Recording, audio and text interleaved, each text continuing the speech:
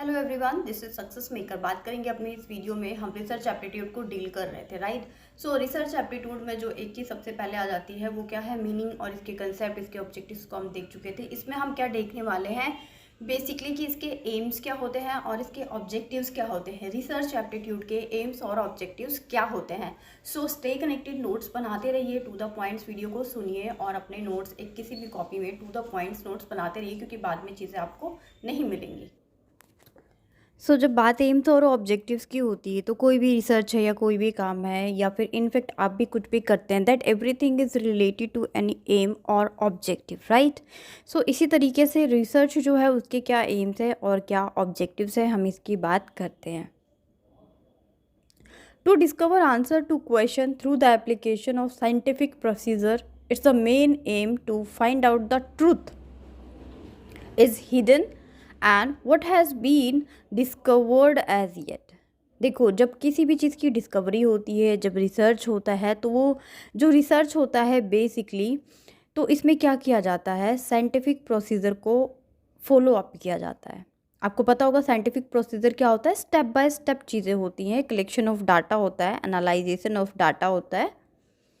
और इसका जो मेन एम है वो क्या होता है, it's main aim to find out the truth. क्योंकि आपको पता होगा कि जो साइंस है, जब कहीं साइंटिफिक प्रोसीजर की बात हो गई या साइंटिफिक टर्म की बात हो गई, जहाँ पे भी साइंटिफिक टर्म आया उसका मीनिंग क्या है कि वहाँ पे ट्रुथ की खोज हो रही है, सच्चाई का पता लगाया जा रहा है।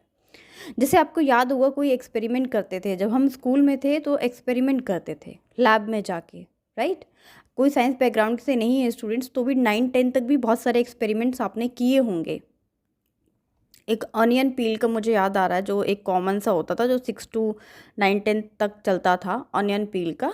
तो इस तरीके से विच इज़ हिडन, और सच्चाई किसकी पता लगाते थे, जो छुपा हुआ है, which has been discovered as yet, जिसे अब तक खोजा नहीं गया है। Through each research study has it own specific purpose. Yes, definitely, because every research is based on any purpose, any specific purpose, any specific topic, any specific subject. We may think of research objectives as falling into a number of following groupings. और ये जो objectives हैं, इनको अलग अलग groups में इनको क्या किया गया है, कैटेगराइज किया गया है। तो अगर मैं नंबर 1 की बात करती हूँ, तो नंबर 1 है इसका, to gain familiarity with phenomenon और to achieve new insight into it. Familiarity का क्या मतलब होता है कि जब कोई एक्सपेरिमेंट होगा, कुछ चीज़ें होंगी, तो जो प्रोडक्ट सामने आएगा उससे लोग क्या होंगे, फेमिलियर होंगे, उससे नॉलेज गेन करेंगे, राइट। तो ये सब चीज़ें उसके अंदर हो जाएंगी। नेक्स्ट पॉइंट है, to portray accurately the characteristics of a particular individual. To portray accurately the characteristic of a particular individual, कि किसी भी चीज़ की करेक्टरिस्टिक्स को पोर्ट्रे करना, इलेबोरेट करना किसी इंडिविजुअल की। क्योंकि कभी कभी होता है ना, रिसर्च किसी एक इंडिविजुअल टॉपिक से रिलेटेड होता है, किसी इंडिविजुअल पर्सन को लेकर होता है, सिचुएशन और group, characteristics of particular individual, situation और ग्रुप। तो इसके अंदर ये सारी चीज़ें आ जाएंगी, राइट। ये इसका नंबर 2 है। अब देखिए, जब रिसर्च होती है तो उसमें बहुत सारी चीज़ें डिटरमाइन भी होती हैं, मतलब पहले से निश्चित भी होती है। To determine the frequency with which something occurs with is associated with something else और diagnostic research studies. Diagnostic research studies क्या होती है, एक ऐसी स्टडी जिसको डायग्नोस किया जाता है, फाइंड आउट किया जाता है कि ऐसे कौन से टॉपिक्स हैं जिन पे स्टडी नहीं हुई या जिनके ऊपर एक्सपेरिमेंट की ज़रूरत है, जिनका साइंटिफिक प्रोसीजर करके चीज़ों को फुलफ़िल किया जा सकता है। तो ये उसके अंदर आ जाते हैं, ये उसके एम्स और ऑब्जेक्टिव्स हैं। अब बताइए, कोई भी चीज़ अगर होगी, हम कोई भी रिसर्च कर रहे हैं तो क्यों कर रहे हैं, उसमें से कुछ खोजना चाहते हैं ना, कुछ फाइंड आउट करना चाहते हैं, कुछ अपना प्रूफ करना चाहते हैं, एक्यूरेसी चाहते हैं, राइट।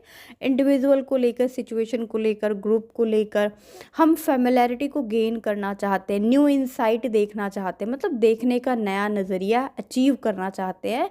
तो ये सब इसके क्या है, ऑब्जेक्टिव्स एंड एम्स आप बोल सकते हैं रिसर्च के। नेक्स्ट और last point is to test a hypothesis of a casual relationship between variables. आपको पता होगा साइंटिफिक कोई भी चीज़ है तो सबसे पहले एक हाइपोथेसिस होती है, राइट? कि कोई भी रिसर्च लिखने से पहले, मान लो कोई टॉपिक, कोई कंटेंट लिखने से पहले सोचते हैं ऐसा हो भी सकता है और ऐसा नहीं भी हो सकता है। फॉर एग्जाम्पल, जब स्टार्टिंग में नहीं पता था कि CFC की वजह से जो ओजोन लेयर का डिप्लीशन हुआ है, तो इसका भी तो एक्सपेरिमेंट हुआ होगा ना। हाइपोथेसिस क्या होता है कि इसके बारे में सोचना कि हो भी सकता है और नहीं भी हो सकता है। कंफर्म नॉलेज ना होने को, जो ये हो भी सकता है और ना होने सकने वाली कंडीशन को क्या बोला जाता है? हाइपोथेसिस। और हाइपोथेसिस को हिंदी में जो एक शब्द बोला जाता है दैट इज परिकल्पना, राइट? क्या बोलते हैं? परिकल्पना। और मैं हिंदी में टर्म इसलिए बता रही हूँ क्योंकि बहुत सारे स्टूडेंट होंगे जो, क्योंकि नेट पेपर 1 जो सिलेबस है वो तो सबका कॉमन है, राइट? तो इसीलिए जो एक्सप्लेनेशन होता है, इसका एक्सप्लेनेशन बाइलिंगुअल चलता है, हिंदी और इंग्लिश दोनों में चलता है।